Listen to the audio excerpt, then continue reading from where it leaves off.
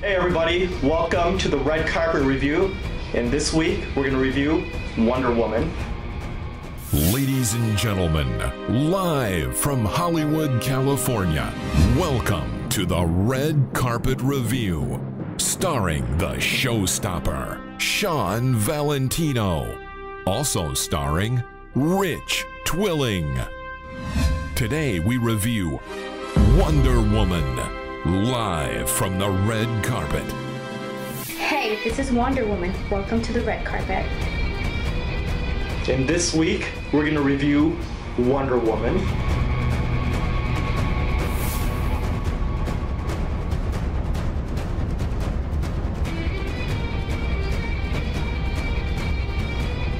Exactly. Hey everybody, this is Shawn Valentino, your host on the red carpet. My broadcast partner, Rich Twilling, is on assignment in Europe. So today I'm flying solo, and speaking of flying, as you can see, I have my Superman shirt on in honor of my favorite DC superhero of all time. Sadly, the recent DC superhero movies have been quite disappointing. Man of Steel stole 3 hours of my life that I'm not getting back. The battle between Batman versus Superman was really a battle against the audience and our ability to stay awake. Suicide Squad had some good moments, but overall it was a pretty disappointing film. But thankfully, for all of us comic book lovers on the red carpet, we're about to review the very first great DC Shared Universe movie, and that's Wonder Woman. And Wonder Woman the movie stars Gal Gadot in the title role as Wonder Woman and is directed by Patty Jenkins. And I think what makes this movie work so well is the performance of Gal Gadot, who is absolutely brilliant as Wonder Woman in Diana. And I first saw her in Night and Day in a small cameo starring Tom Cruise.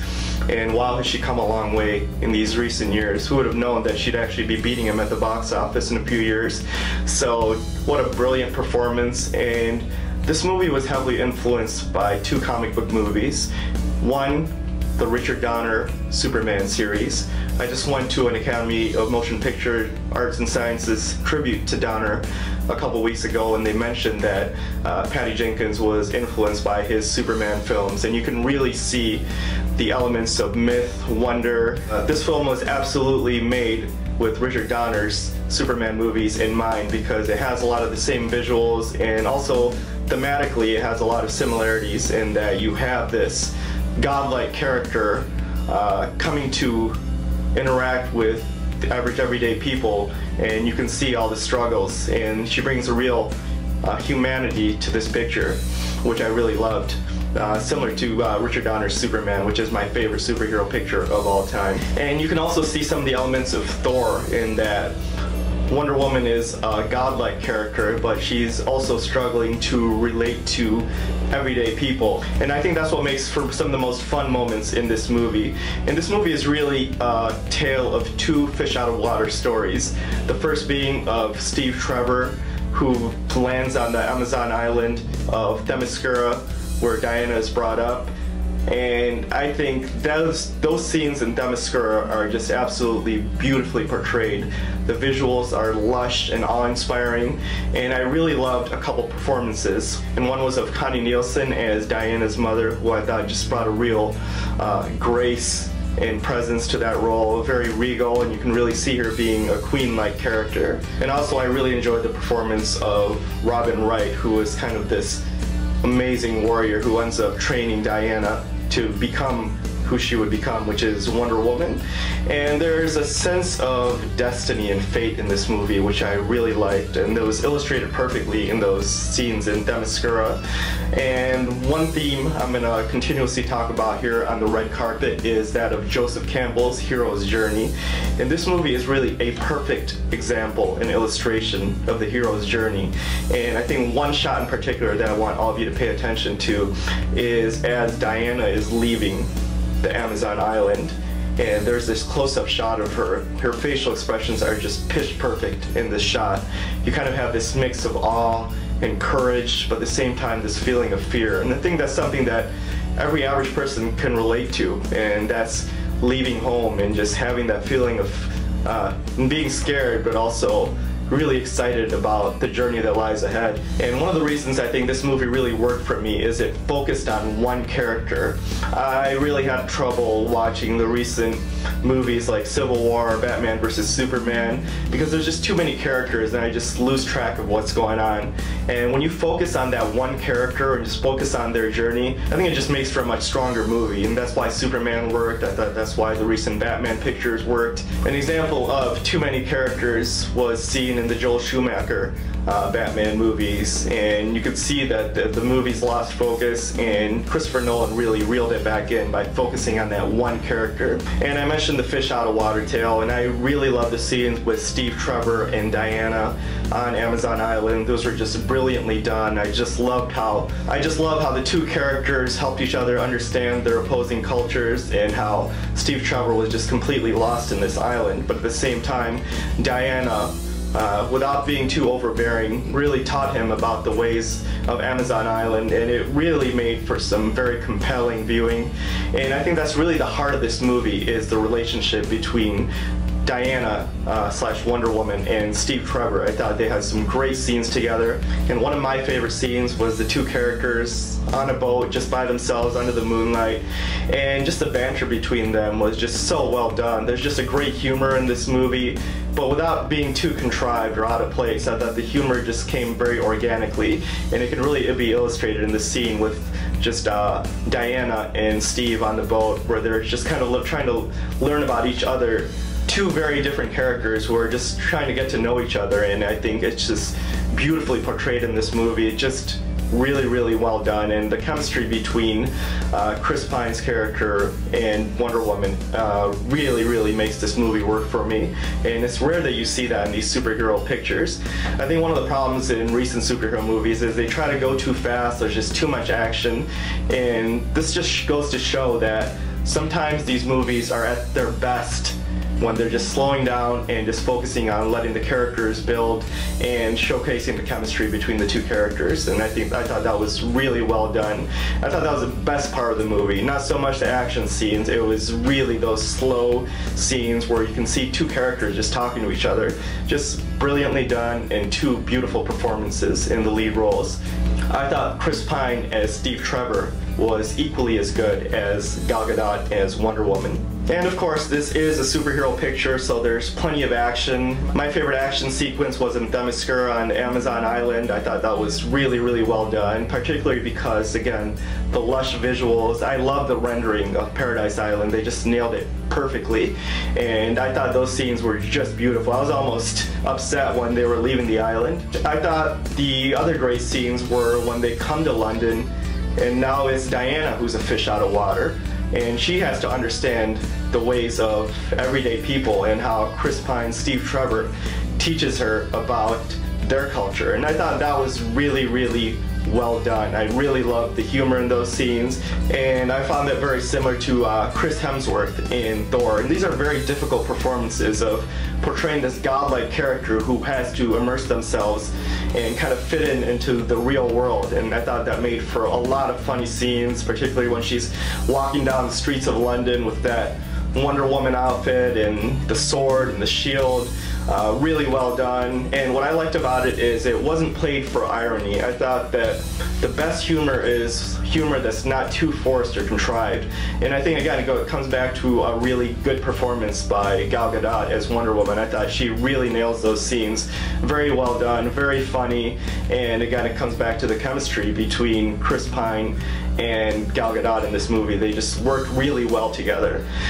Some of the things I didn't like, I really didn't care for those side characters that were going on a mission together on Earth. I didn't find these characters very compelling. I found them kind of dry and boring. Didn't really add much to the movie for me. I wanted the focus to remain on Steve Trevor and Diana. And another thing I didn't like, and this is a problem with far too many movies these days, and it's that dark, muted color tone, that almost gray-like feel. And it works in a couple movies, like I loved it in Minority Report because it was really going for that futuristic noir-like setting. But in this movie, it kind of works because it is World War I and Earth is being destroyed, so you kind of do need that dark tone, but at the same time I really miss that beautiful lush cinematography that they showcased on Paradise Island. And another thing I didn't really enjoy too much was the last battle sequence of the movie and the last half hour of the movie in general. And this is a problem I had with a lot of recent comic book adaptations, particularly the DC series, and that's that it becomes too much like a video game. The action gets too over the top and unrealistic, which is fine because it's a comic book, but I thought visually it wasn't compelling. I didn't really care about what was going on. It just really disconnects the audience from the picture, which I thought I was there for the whole journey throughout until this ending. I thought it just really kind of lost me. And one more thing I really didn't enjoy was the reveal of the main villain in this picture. I thought that was kind of disappointing, and I really didn't like the rendering of that character either. I just thought it was just too outlandish, too over the top. And again, what this movie had brilliantly done was showcase this superhero story, literally the story of a god, this hero's journey, and really focusing on her humanity, her love and caring for people, her relationship with Steve Trevor. I thought all those things were well done, but when it gets to the point where you have that final battle sequence, I almost found it anticlimactic, and I really lost interest in the picture. I didn't care about what was going on. But at the same time, I thought this movie did enough things well to really capture my attention. I thought from top to bottom it really nailed the tone of the Wonder Woman character. It got me excited about seeing future editions of Wonder Woman films. Ideally, I'd like to see more solo Wonder Woman movies, not loaded with other characters like the upcoming Justice League movie, which I'm a little bit more excited about than I was before. And despite my problems with some of the battle sequences, the look of the movie, I think it all boils down to the excellent direction of Patty Jenkins, the great performance by Chris Pine as Steve Trevor, and the absolutely wonderful performance by Gal Gadot as Wonder Woman. And I wanted to point out a couple things about her performance.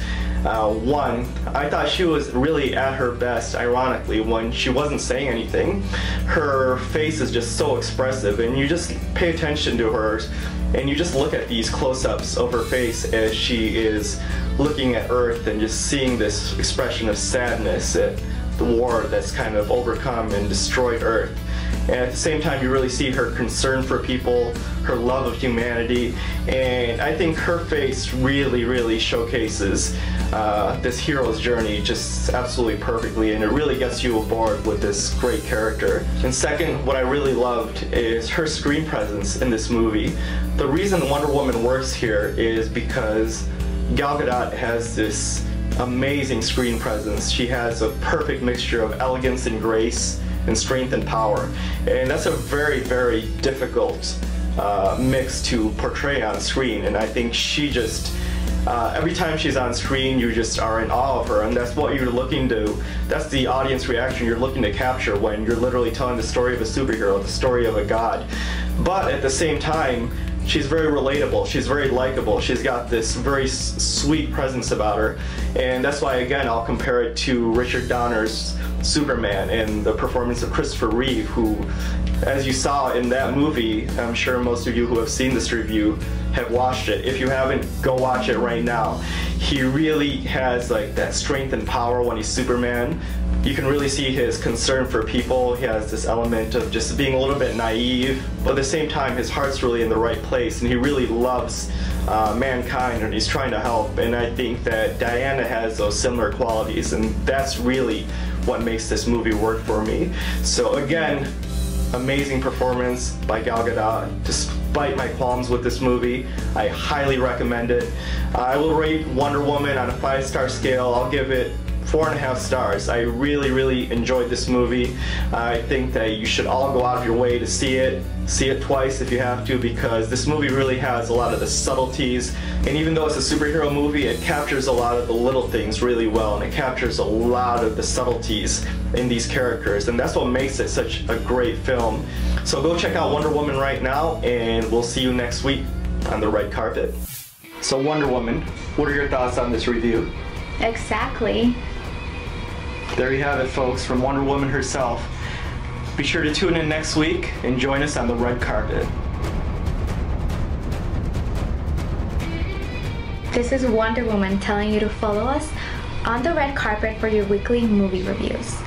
Thank you so much for watching. Don't forget to click that like and subscribe button, and we'll see you next week on the red carpet.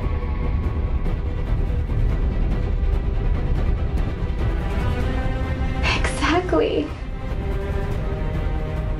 Please like and subscribe, and I'll see you next week on the red carpet. Thank you for watching the Red Carpet Review. Proceed to click that like button and press subscribe for weekly movie reviews past and present. We'll see you soon on the red carpet.